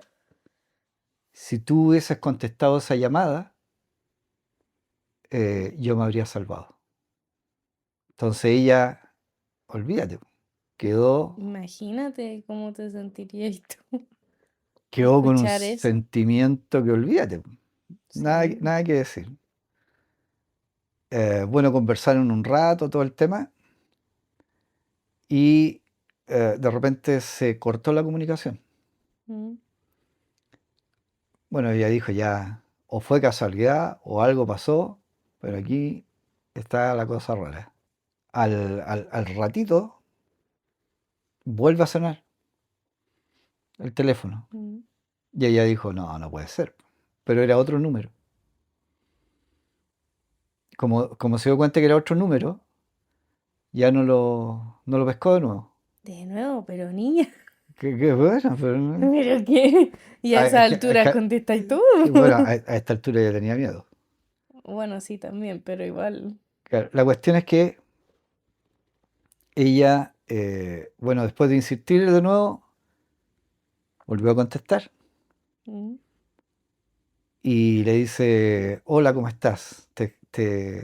Siempre te he extrañado. Y después ella corta, porque como le llegó el mensaje, ella no lo pesca y al rato después vuelve a sonar. Lo mismo que el Álvaro. Ujú. Ella contesta y le dice, hola, ¿cómo estás? Tantos años, le dice. Y le dice, ¿Álvaro? No, le dijo, soy Joaquín. ¿Quién es Joaquín? ¿Te acuerdas que cuando niños éramos vecinos? Oh, le dice Joaquín y todo, bla, bla, bla. ¿Cómo estás? Y todo. Bueno, te llamo porque tuve la posibilidad de comunicarme contigo y lo único que te quiero decir, que yo cuando niño estuve muy enamorado de ti, fuiste mi primer amor y lamentablemente como yo fallecí, esta es la única posibilidad que tengo de comunicarme contigo. ¿Cachai? O sea, el vecino, su amor de infancia, que había fallecido, también se comunicó con ella esa noche, a los minutos después de Álvaro. ¿Cachai? Conversaron un rato y ella quedó en pánico, po, porque no tenía idea que de partida ese muchacho había fallecido. Ujú. Bueno, le corta Otro más. y al rato después vuelve a sonar. No. Y ella dijo, no, Ya la están usando de ya, comunicadora de amor, ya el Cupido quedó. si no, pues no puede El ser. Cupido no hace nada comparado a esto otro. Y también empezó a sonar, me dijo, ahora, ¿será Álvaro o será Joaquín? Mm. ¿Cachai? Y ya tenía miedo porque yo dije, ya mucho. La cuestión es que, Sí, porque hablar con alguien que está muerto así de casual. claro, es raro. Es que sí, po. La cuestión es que ya no esperó el mensaje, contestó. Y dijo, aló, Álvaro, Joaquín. Y le dijo, no. Hola, le dijo Mariana. Yo sé que tú te llamas Mariana, pero tú no me conoces. Yo soy Antonio. Hola, Antonio, le dijo. Dime, ¿qué hay de nuevo? ¿Qué quieres? ¿Cachai? Pues yo no te conozco y todo. Es que soy un admirador tuyo. Y Mariana, oh, gracias, le dice, pero ¿cómo te conseguiste en mi teléfono? O es que Antonio, o sea, Joaquín y Álvaro me dieron tu número. ¿Qué? Le dijo, pero ¿qué pasa, po? Reunión de espíritu, ¿qué pasó, po? Sí, o sea, Mariana dan unos cuantos a nosotros. Y ya está. Bueno, y ella le dice, pero ¿cómo puede pasar que tres personas que están muertas se puedan comunicar conmigo el 14 de febrero, que se supone que es un día de amor, de comunicación, pero a nivel de pareja? No puede ser que se estén comunicando hoy día. Ujú. Y este muchacho le dice, tú no me conoces porque yo era tu admirador secreto. Trabajamos, tú trabajaste en la empresa del lado donde yo trabajaba y tú cada vez que salías del trabajo o nos encontrábamos en la calle, tú me gustabas mucho. Le dijo. Pero yo tuve una enfermedad grave y también fallecí.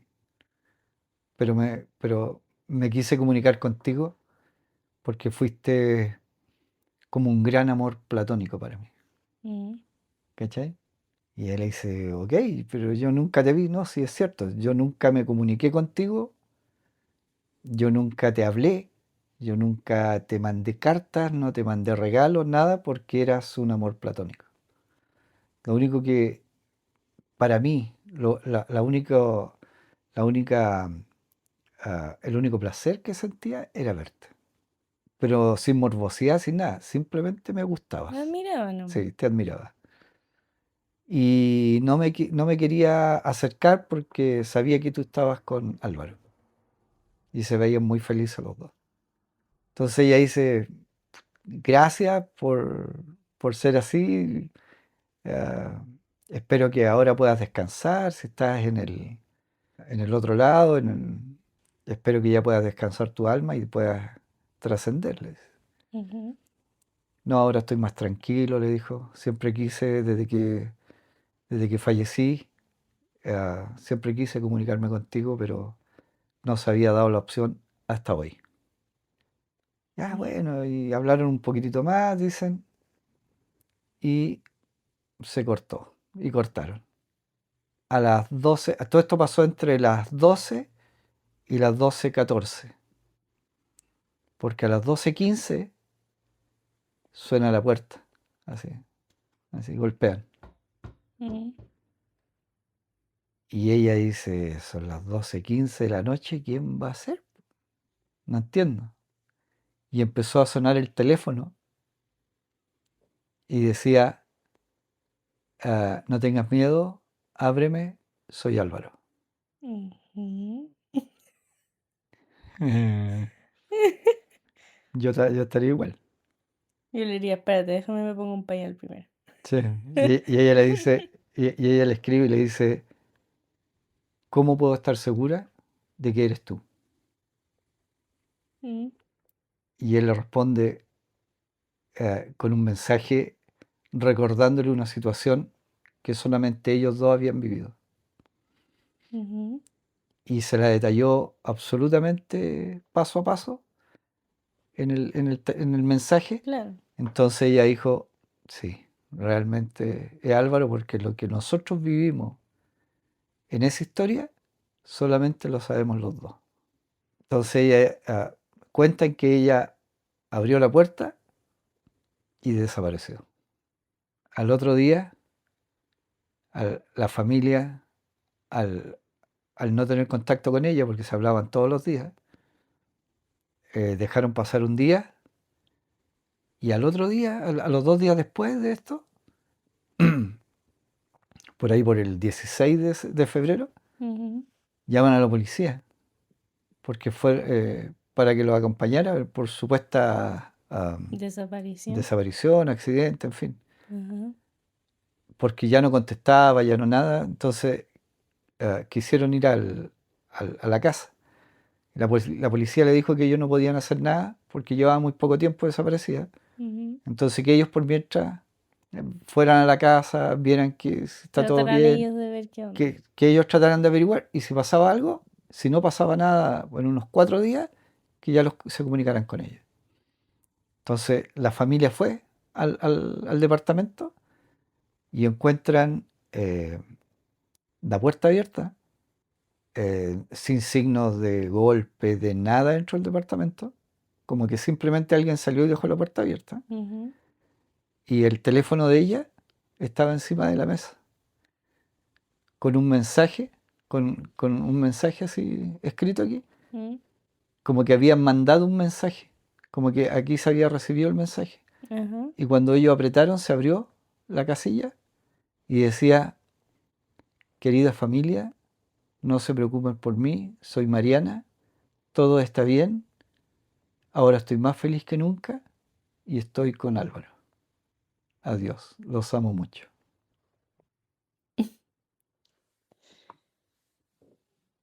Así. Así. Y lo peor es que la familia no encontró nunca el cadáver, nunca nada. Es como que algo de verdad se la haya Como llevado. que se la llevó a otra dimensión.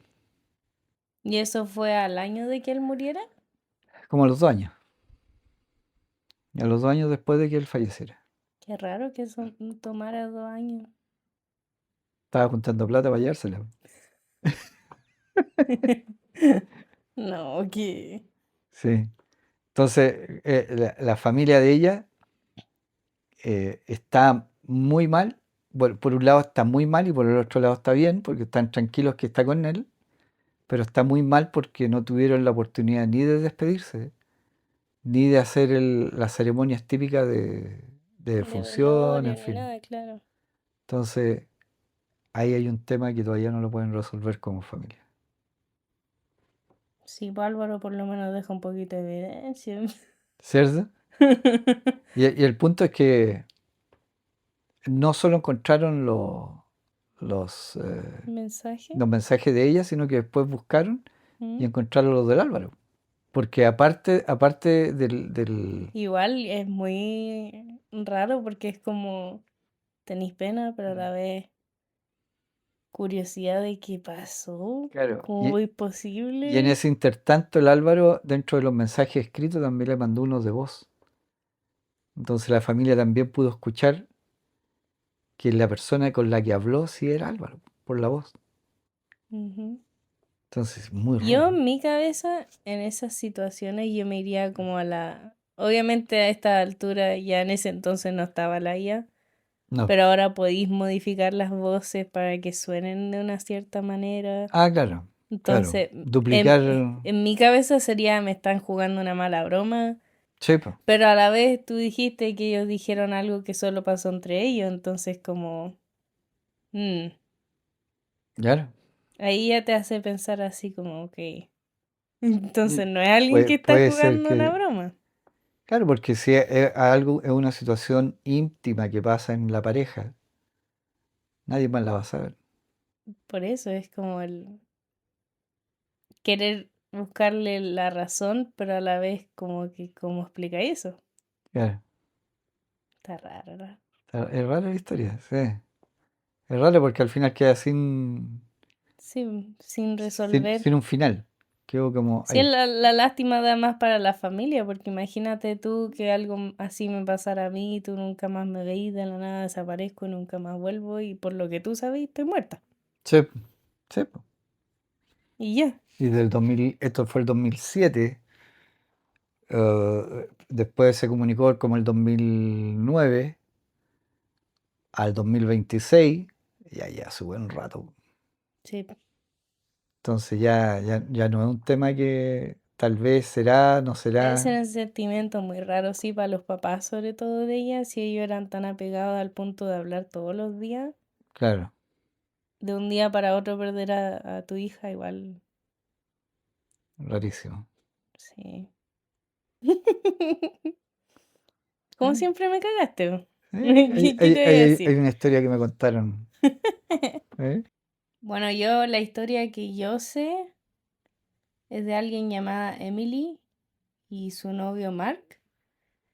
Esta historia la vi porque obviamente yo estaba buscando cosas como de San Valentín, a ver qué había pasado, si habían cosas Ujú. paranormales.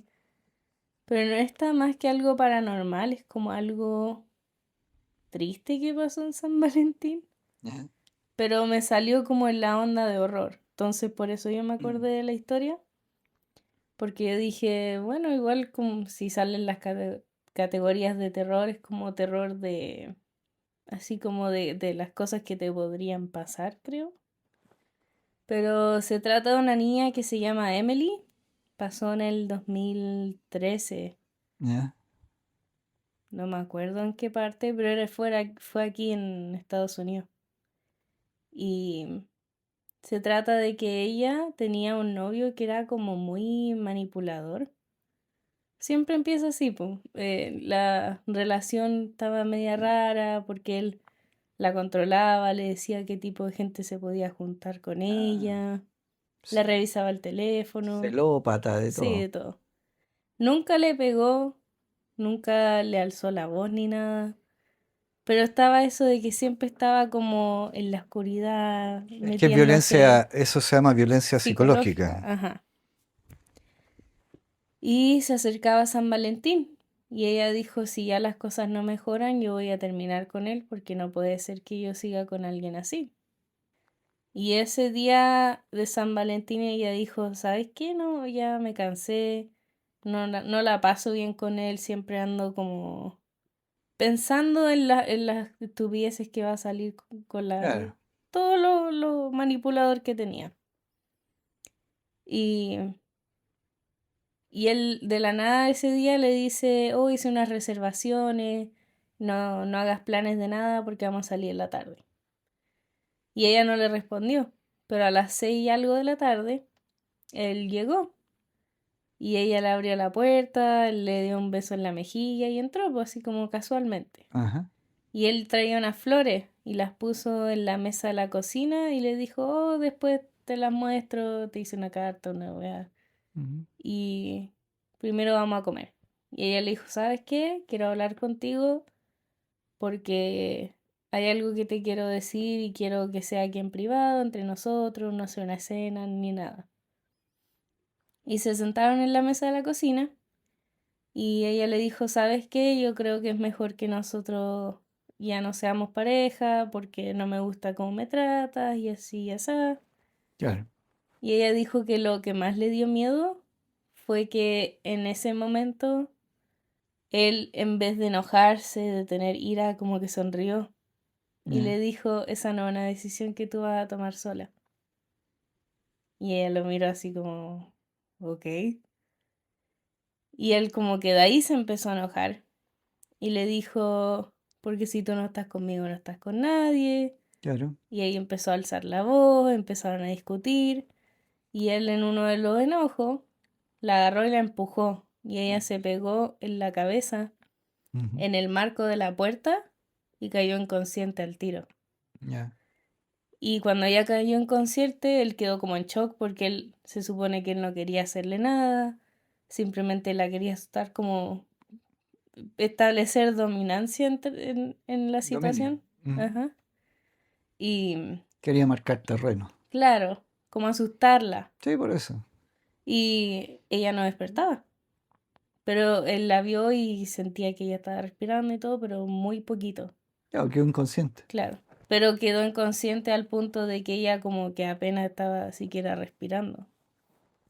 Entonces él estuvo unos segundos ahí en el suelo con ella esperando a ver si se despertaba, después se paniqueó, llamó al 911 y se la llevaron al hospital y ella después de 2 días de estar, bueno, al principio la diagnosticaron que tenía una hemorragia tan fuerte en la cabeza Ujú. que le hinchó el cerebro Claro. y estaba mal, mal, mal. Y después de 2 días de eso, ella falleció porque había tenido como una muerte cerebral, algo así, y al final Sí. falleció. Y a él lo condenaron, le dieron 25 años de cárcel y fue todo como un proceso porque ellos cuando la policía fue a investigar lo que pasó Ya, con los vecinos, al principio él dijo, no, ella se cayó. sí, Estábamos discutiendo y se cayó. Y después los vecinos corroboraron que no fue así porque se escuchó cuando ella se pegó y cuando ellos estaban peleando antes se escuchaba un poco de la conversación, entonces dijeron, no, él estaba diciendo así como, tú no vas a ir a ninguna parte, tú eres mía y bla, bla, bla. Está mintiendo. Entonces la policía lo que hizo, al estar investigando, fueron al apartamento de él. Y ahí encontraron que él tenía fotos de ella durmiendo ya. en su apartamento. Encontraron llaves de repuesto que él hizo para entrar al apartamento de ella cuando ella no estuviera ahí. Oye, eso fue lo otro que ellos estaban discutiendo en ese entonces, porque él le Ya. confesó a ella durante la discusión que él se metía a su departamento cuando ella no estaba porque se Ah, quería sentir cerca de ella, ah, que la miraba dormir, que la miraba incluso desde el auto, se parqueaba fuera de los apartamentos a mirarla ya. por la ventana. Y eso es lo otro que los vecinos se dieron cuenta, que él también hacía eso, que ellos se dieron cuenta de que él era psicópata. Era psicópata, Sí, completamente. y eh, vieron que él tenía cartas donde él decía si ella te deja. De hecho, él puso el 14 de febrero como que lo puso en un círculo en el calendario y Ya. dijo si ella te deja, hazle saber que esa no es una opción. Así como él estaba muy, Muy enfocado. muy enfocado en no matarla, pero sí estaba muy enfocado en que ella no se En, va a ir a ningún en lado. dominarla. Claro. Y después de toda esa investigación, obviamente le dieron los 25 años de cárcel y pasó como 1 o 2 semanas, parece, un poco más. Y la mamá de la Emily volvió a su departamento Ya. porque el dueño le dijo que otras personas se iban a mover, tenían que pintar, cambiar carpeta por Sí, todo lo po. que había pasado y tenía que sacar las cosas. Y la mamá llegó al departamento, empezó a sacar las cosas de ella y entre eso se dio cuenta que las flores todavía estaban en la cocina. Y se acercó y dijo que obviamente ya estaban podridas, estaba Sí, horrible. Y vio que había un papel como pegado en la parte de abajo de la base y que ya se estaba como pegando al counter, pero ella lo logró despegar y se dio cuenta que estaba bien como escrito, que decía, eh, serás mía por las buenas o por las malas, algo así decía. ya. Sí, o sea, Clarito. sí.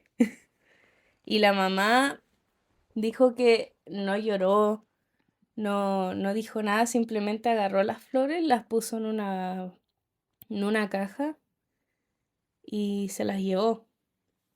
Y dice que cada aniversario de la muerte de su hija, o sea, cada 14 de febrero, Claro. porque ella considera que en ese momento la hija murió, porque obviamente ahí Fue cuando fue el fue golpe. cuando fue el daño cerebral hacia ella. Dice que va al cementerio todos los días, o sea, de San Sí, Valentín, en la mañana y le lleva flores rojas, que es lo que él le había llevado ese día, pero se las lleva al final del día porque dice que ella merece ver esas flores como bonitas y que fresca. no las vea podrirse. Entonces la mamá se la lleva en la mañana y va de nuevo al cementerio y se la lleva en la noche. Ya. Y esas flores las echa en la misma caja donde estaban las flores del día donde Las ella originales. murió. Ujú. Y ella dice que ella guardó esa caja más como un recordatorio emocional hacia ella, Ujú. de que a veces el amor es como, más que amor, es como una obsesión que al final te lleva a cosas muy, Bueno, de hecho, muchos muy terribles. eh, de los asesinatos con las esposas, las mujeres y todo eso, es debido a la celopatía de los hombres. El- la inseguridad, porque la celopatía es inseguridad extrema, el no creerse el cuento, ¿no? Sí, Igual da lata porque hay muchas personas, muchas mujeres que son abusadas por sus parejas y que no tiene sentido, ni el más mínimo sentido. Pero ojo que Sí. también pasa con los hombres, también hay hombres que son abusados por su esposa. Sí, pues sí hay de Lo que todo. pasa es que el hombre tiene el grave problema de callarlo porque hay un mito que dicen que el hombre tiene que ser fuerte. Entonces ese Eso del mito, machismo y todo eso. claro, entonces ese mito hace que el hombre, independiente que lo esté pasando mal, siempre te va a decir que está bien, Sí, pues se lo aguanta. se lo aguanta. Y hay No quiere muchas, demostrar debilidad. claro, no, tiene que ser el sexo fuerte, no el sexo débil. Ujú. Parte de la enseñanza que nos dejan los viejos, que no hay que cortar ese círculo. Sí. Pero igual me dio pena escuchar la historia porque dije, murió por una estupidez. Ella tenía como 27 años recién. Eh, Sí, sí, pero yo creo que hay banderas rojas en el camino. Que Cuando hay tú un estás error. recién conociendo a una persona, hay Ujú. banderas rojas que te dicen, salte de ahí. Ella le aguantó mucho de la celopatía, entonces él ya se sentía ya a una altura mucho más alta que ella. Sí. Entonces ella lo dejó llegar a ese punto, lamentablemente. Sí, es complicado. De hecho, hay mujeres que, por razón a lo mejor de estabilidad económica, ¿Mm? aguantan eso, de ser abusados por el marido, solamente porque tienen una situación económica que pueden permitirse estar en la casa tranquila, sin trabajar, un estatus social relativamente bueno. Y lo otro que también algunas personas empiezan a sufrir el, ah, ¿cómo se llama esto? Cuando se enamoran de, Oh, sí, de esos abusadores. claro, No me acuerdo tampoco ahora. se me fue. Y también sucede ese problema que se terminan enamorando de sus cautivadores, de sus... Ujú. ah, De los que las exacto. secuestran. Sé de lo que estaba hablando, pero también se me fue. Sí, se me fue completamente ya me quedé pegado. Entonces son temas psicológicos y ahí influyen los dos lados, el hombre y la mujer.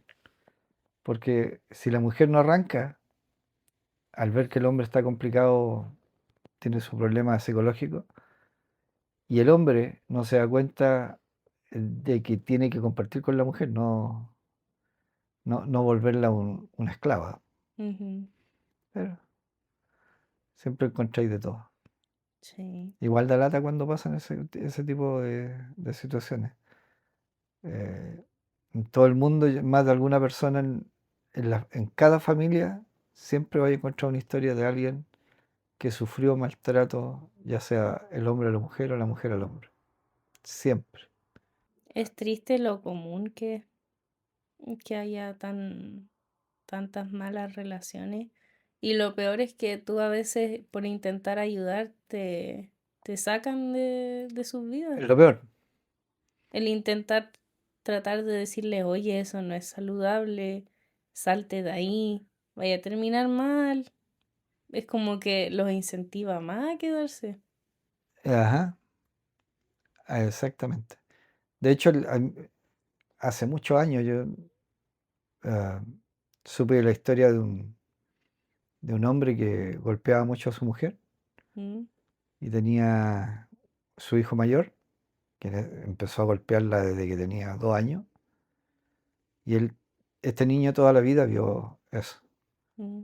Después tuvieron a una hija y después tuvieron un hijo.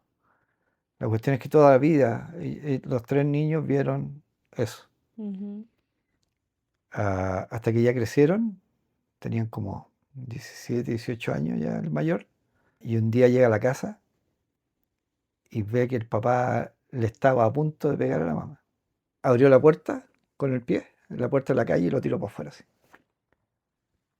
Y cuando el viejo se dio vuelta, el papá se dio vuelta extrañado, asustado, le dijo, viejo, esta es la última vez que le pegas a mi mamá, porque de ahora en adelante estoy yo.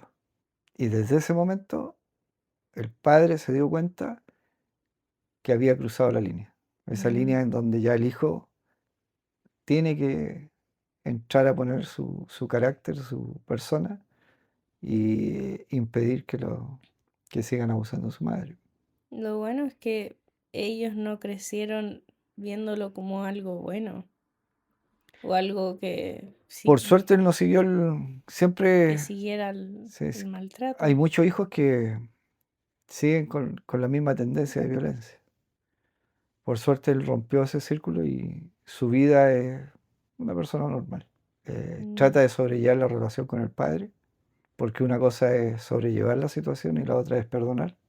Y típico, ahora ya el padre está viejo, entonces ya no tiene la rabia, pero ya te empieza a dar como lástima. ¿Me entiendes? Porque Pasa están de viejos, claro. rabia a lástima. Es como sentimiento agridulce con él. Sí, pues son sentimientos encontrados porque al Porque es final, como tu papá, pero a la vez tú sabés que él no se portó bien claro. la mayoría de tu vida con la mamá. Y con ellos mismos, porque cuando explotaba con la mamá, explotaba con todo. Y aparte crecer con eso, Ajá. Por eso te digo, hay muchas mujeres que soportan todo eso solamente por tener la tranquilidad económica. Porque si bien es cierto, esta persona que te estoy contando ah, vivió toda una vida de golpe, pero nunca trabajó. Entonces ahí está, yo creo que ahí está el ejemplo exacto de que prefería recibir golpes, pero con la tranquilidad de que ella se podía levantar a la hora que quería, tenía hacer lo que o sea, quisiera, hacer lo que claro. quisiera porque él proveía de todo. Por eso no puedes ayudar a alguien que no quiere ser ayudado. Y Exacto. te No, igual las relaciones de personas son siempre complicadas, pero el síndrome de Estocolmo. Ah, se te quedó No, sí tenía que buscarlo. Tenía que buscarlo. Tuve todo el rato, te estaba escuchando, pero a la vez estaba pensando, pero ¿Cómo se ¿cómo llama? se llama eso?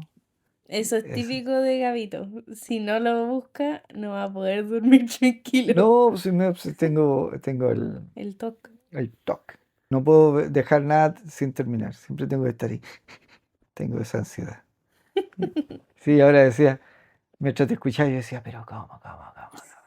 O sea, Entonces, ni me escucho. no, sí te Me escuché, pues. escucho como tú escuchas música en el auto.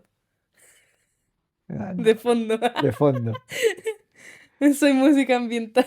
Que tú estabas ahí hablando y yo estaba, ¿cómo se ¿Cómo llama? se ¿Cómo se llama? llama? ¿Cómo se ¿Cómo se llama? llama? ¿Cómo se llama? Ay, cómo No, te no, no. conozco. Cuando te vi agarrar el teléfono dije, ya lo voy a buscar. Sí, mal de Estocolmo. Sí. Síndrome de Estocolmo. Ajá. Es que hay varios síndromes. El de Estocolmo, el de Diógenes. Hay varios. Ya, pero no empecé a mencionarlo porque si se te olvida ahora vamos a empezar con lo mismo. No, esos dos nomás, sí, ya con eso. Ya. Son los dos extremos. El de Estocolmo es un acumulador y el otro se enamora Sí. ¿eh? ¿Del que qué? del que le... ¿Y qué más me queréis contar? Ya que estoy aquí.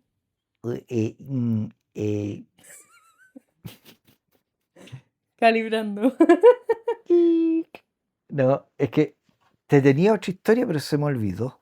Ya, entonces no te acepto más. Aquí a no ser que me traigáis calidad. No, sí la tenía, pero lo que pasa es que la tengo escrita, porque como me la contaron, la escribí, pero no es la gracia leerla, po. Mm. O te la leo. Si queréis leerla, yo te puedo leer la otra que tengo. Sí, mira, es que esta historia es de un restaurante que se llama el Restaurante de las Parejas Eternas. Ya. Mira, todos los años, el mismo día... A ver, espera, déjame enfocar. Está ahí como el meme del Winnie the Pooh que tenéis que leerlo así.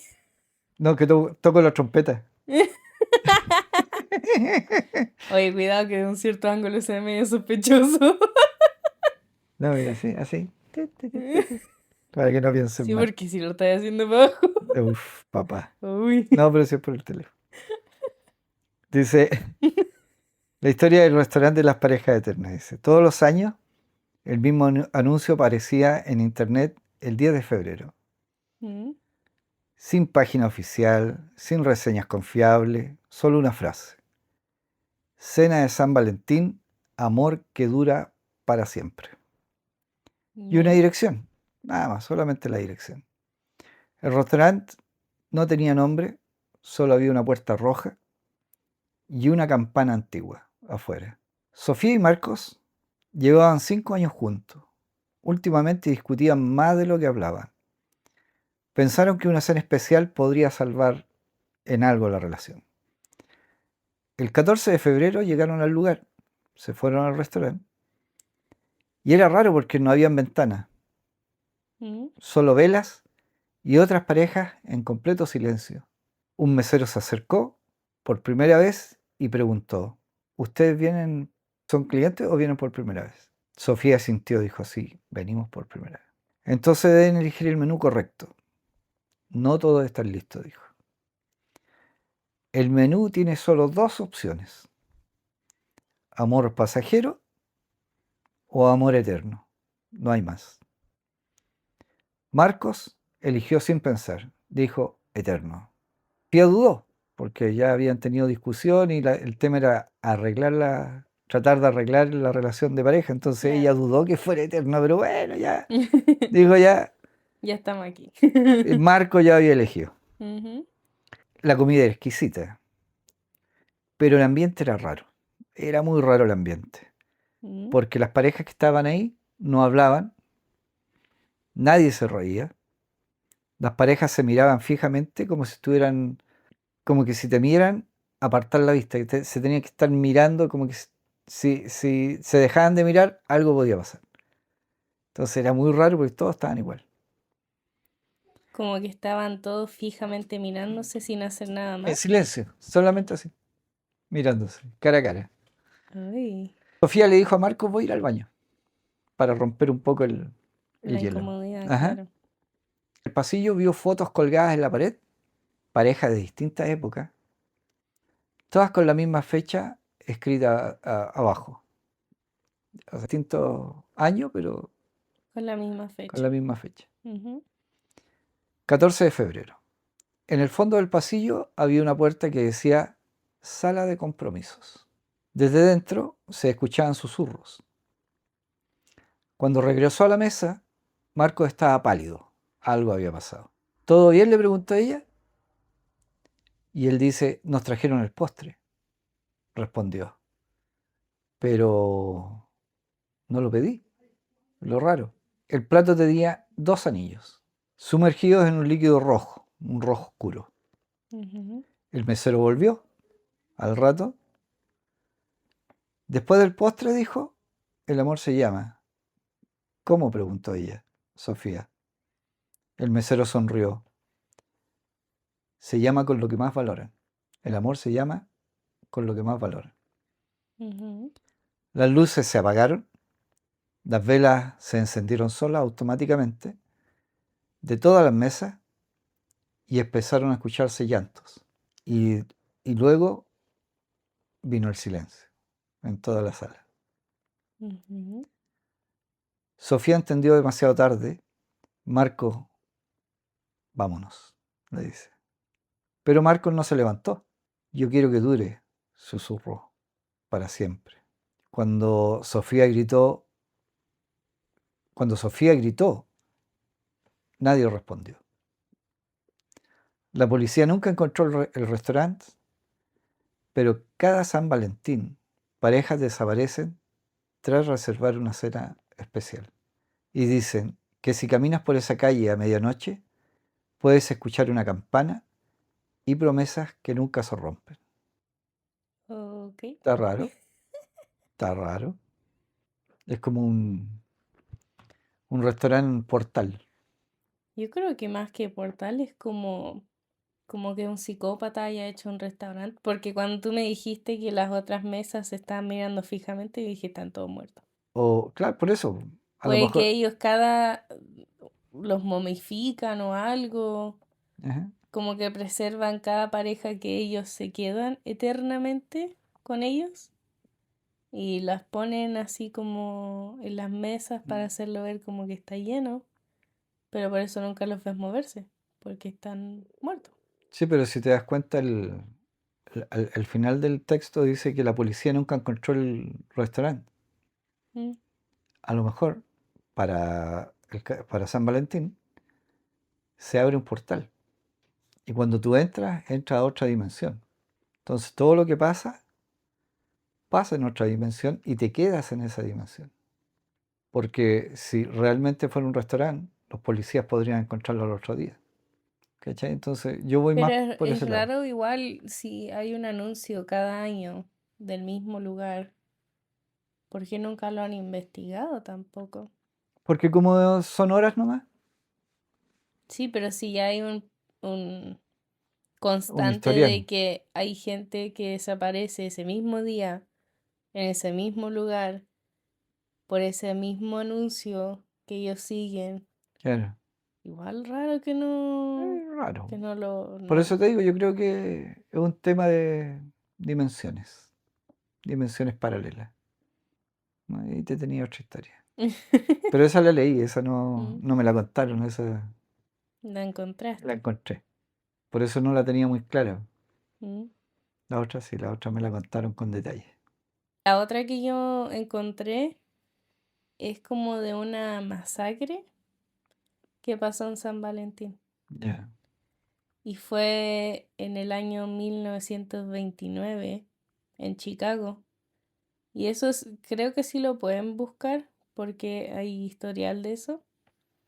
Pero fue en la época donde tenían los speakeasies porque era ilegal tomar alcohol. ujú, Y obviamente entre todo eso había muchas mafias metidas.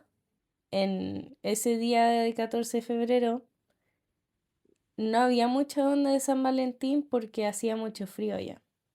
Entonces la gente como que se quedó en sus casas, era algo como muy, como casual. sí, Y obviamente como habían estas ciertas, habían pandillas obviamente ujú, que buscaban el alcohol barato, ilegal, el whisky sobre todo. ujú, Y había este grupo de 7 personas, eran todos hombres, que estaban como en un garaje y estaban esperando lo que ellos pensaban que era como una carga común donde se iban a reunir, iban a hacer el claro. negocio, comprar alcohol y ya. La ley seca se llamaba eso. Claro, la ley seca. Llegó el camión, pero de ahí se bajaron 2 hombres con unos sacos como largos y se bajaron otros dos que estaban vestidos de uniforme de policía, pero era un uniforme de policía de verdad. Y ellos dijeron, todos contra la pared, una redada. Ya, Y ellos obviamente no se resistieron porque en ese entonces si tú te resistías era peor. O claro, si intentabas salir corriendo, terminaba mal la cosa. Intentaron sobornarlos, pero ellos dijeron no hacia la pared. Y de la nada se escuchó un disparo. De ahí vinieron muchos otros. Y ellos lo que hicieron fue que a los 7 hombres los hicieron pararse en la pared, poner las manos y los ametrallaron los fusilaron. prácticamente. Sí.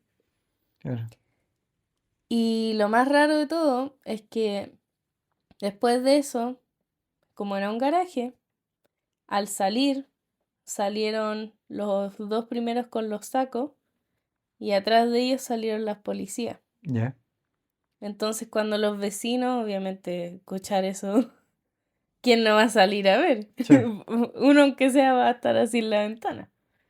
Dijeron que vieron a los de saco, a los de policía y dijeron debe haber sido una redada que terminó mal. sí, Y lo dejaron hasta ahí. Y como a los 2 días después, la policía de verdad fue al ya. sitio y lo encontraron ahí. Eso quiere decir que los fueron a matar no eran policías de verdad. Tenían el mismo uniforme, tenían Ujú. todo, pero no eran policías de verdad. O eran policías corruptos, porque la mafia mete dentro de su equipo de personas, meten a policías. Ujú. Y lo que les causa curiosidad es que ahora obviamente demolieron el lugar, pero todavía tienen esa onda paranormal de que se supone que si tú pasas por ahí se escuchan como ecos de disparo. ¿Ya? y se escuchan como hombres gritando. Ah, mira. Y tiene su cosa paranormal por los asesinatos de ese entonces. Es un caso que hasta el día de hoy no se ha resolvido porque nunca encontraron a los que fueron los policías Sí. supuestamente. Nunca encontraron a los que tenían los sacos puestos, nunca nada. Lo que, Y se supone que estaba conectado a un jefe de pandilla que se llamaba el Campote, algo así. Tenía un nombre raro. ya. Pero la policía no lo pudo arrestar porque cuando pasó todo eso, él estaba en Miami. Entonces no tenían cómo inculparlo. Ah, Entonces tú estás quedó hablando de Al Capone. al caponeso. Sí. ¿Sabes tú cómo lo pudieron encarcelar a él? ¿Mm? Porque en realidad él siempre tuvo coartadas, porque él mandaba a matar, mandaba a hacer cosas, pero Mm. él nunca estuvo ahí, Sí, eso es solo lo que me mandaba. imaginé cuando dijeron que no lo Ajá. pudieron. ¿Sabes cuál fue la única situación en que no se pudo escapar? ¿Mm?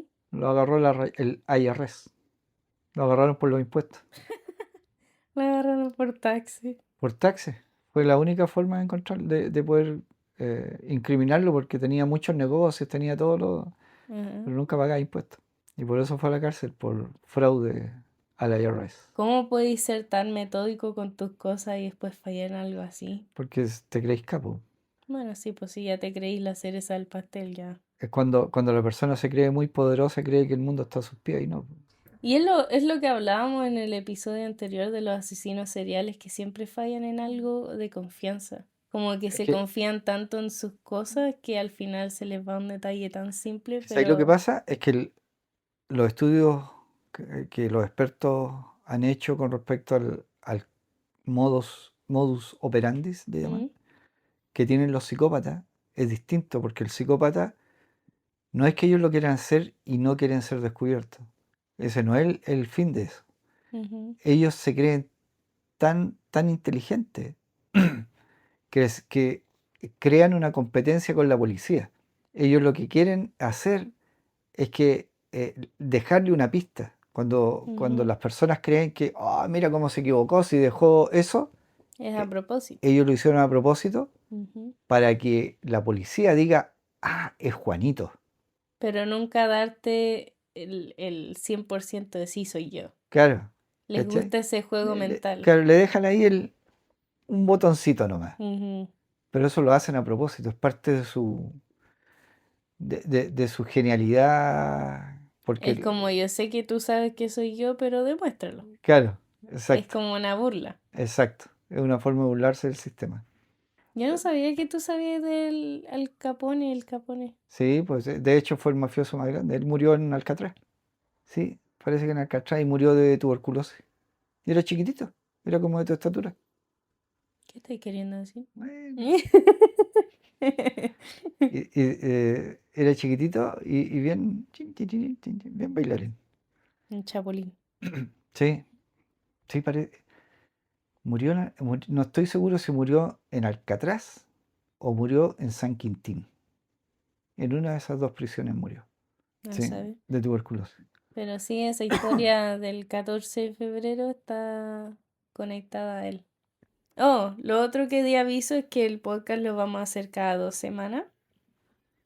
Y es simplemente porque por ahora estamos haciendo muchas cosas a la vez, entonces como para tener un poco de balance Sí, con todo lo que hemos estado publicando, pero si agarra bien y si agarra de nuevo, una de la semana de nuevo. sí, sí.